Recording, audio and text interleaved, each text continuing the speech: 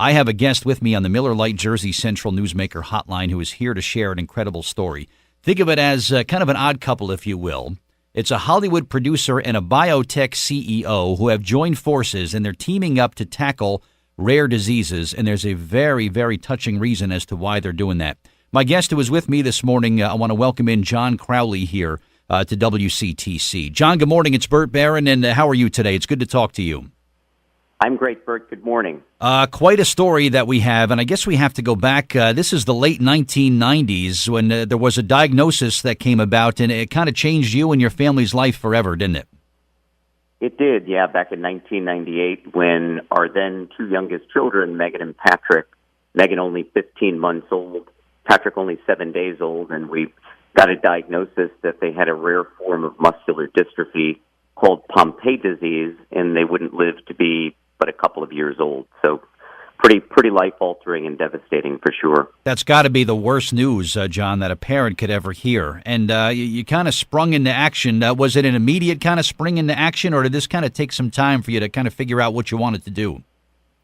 No, even the day we received the diagnosis, that night went online, started doing research, thinking, what's out there? How could we maybe change the course of this? So it was pretty immediate. I'm not a doctor or a scientist. I served in the Navy and was a lawyer for a little while, and my dad was a cop up in Englewood growing up, so we had to get up to speed on science pretty quickly. But we just wanted to see what we could do to learn about the science and maybe change the course of that diagnosis. Yeah, well, thank you for your service to our country also, John. And talk about someone that wasn't willing to just kind of leave his family's fate in the hands of someone else. You are an absolute great example of what proactivity is all about.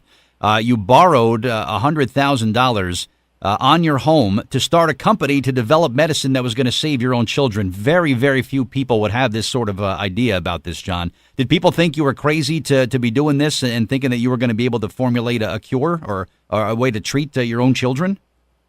Some probably were, but I think for my wife Eileen and I, we knew it was a race, Bert, against time, as much as it was a race against the mistakes of nature here. And I guess more than anything, we didn't want to look back years later, and we were quite young, and we didn't want to look back years later and wished that we had done something different. And in many respects, we had nothing left to lose. Yeah, just incredible bravery, and wow! When it say let's try to shoot the moon with this and make it happen, that's definitely what you did. Talk about what led you to Gordon Gray, who is people might know as being a rather successful movie producer in Hollywood. Talk about how the two of you came together. Sure. So, for our kids, we eventually, with that little company, did develop a medicine that saved our Megan and our Patrick's lives. In fact, my Megan is now a senior out at the University of Notre Dame, and Patrick lives with us here in central New Jersey. We, in 2005, launched a biotechnology company to develop medicines for a whole number of rare diseases. There's more than 7,000 of these rare diseases, a company called Amicus Therapeutics. We're now about 500 people, and I had a really big vision that we could address dozens, maybe someday hundreds of these diseases. This summer, I learned about one of those rare diseases, a disease called Batten disease, a horrible, devastating disease in children. They lose the ability to walk, they go blind, they don't live to be 7 or 8. Well, it turns out that Gordon Gray is a wonderful man. He and his wife, Kristen, they have 2 children, Charlotte and Gwen. And a couple of years ago, they were diagnosed with Batten, so he was in the same fight, in the same race. And he had developed a gene therapy not only for his children, but for the others living with this rare form of Batten. So what's so exciting, it's actually a gene therapy. It may actually be a cure. We have more work to do, and we're getting it into more kids, but that's how we came together. And one of the great ironies I learned when we talked for the first time this summer, he actually was one of the producers who put in a proposal to make a movie about our lives that ultimately Harrison Ford ended up doing it with Extraordinary Measures about 8 years ago. But life comes full circle for sure. Yeah, definitely. And people are probably, oh, yes, I saw that movie, Extraordinary Measures, and Harrison Ford and the actor Brendan Fraser were in that too. This is based on your actual story. Is that right, John? It is, yeah. That movie came out in January 2010. about our family's journey to save our kids and other people living with Pompe disease. Just incredible. Is it safe to say, John, that your children are cured? I mean, they've defied the odds already, and most people with this diagnosis, you say, don't live past 5. You have 2 children now that are in their early 20s. Are they out of the woods, or will they ever be in the clear, John?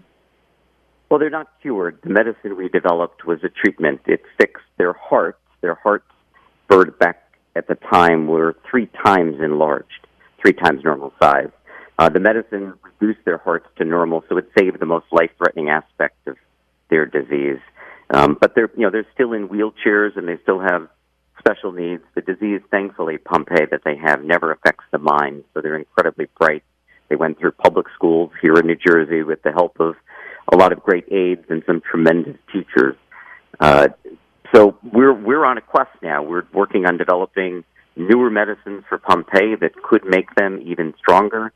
And we also now, just a few weeks ago, announced an alliance with the University of Pennsylvania to develop a gene therapy, and that is what may ultimately be a cure for Pompe. So we are a company on a mission, that's for sure, and that's to not only develop treatments, but someday we hope very soon to be developing cures for many of these rare diseases. And where the science and the medicine is today is just so exciting. It really is. And, it seems like this gene therapy route, John, you hear a lot about that, because that to me seems like that's the real way that medicine is sort of trending towards, where we don't just sort of, if someone's bleeding, rather than just catch the blood, we find out why they're bleeding. We go to the source of problems now. And this gene therapy has really been groundbreaking and life-changing for just so many different things that just a couple years ago you would have never thought were possible. So you're obviously on the track for something very special with this, a special breakthrough. And having Penn Medicine in your corner, that's not so bad either, huh? No, it's terrific. Dr. Jim Wilson at UPenn is one of the world's leading pioneers in gene therapy. So we try to surround ourselves with the very best in medicine and science around the world.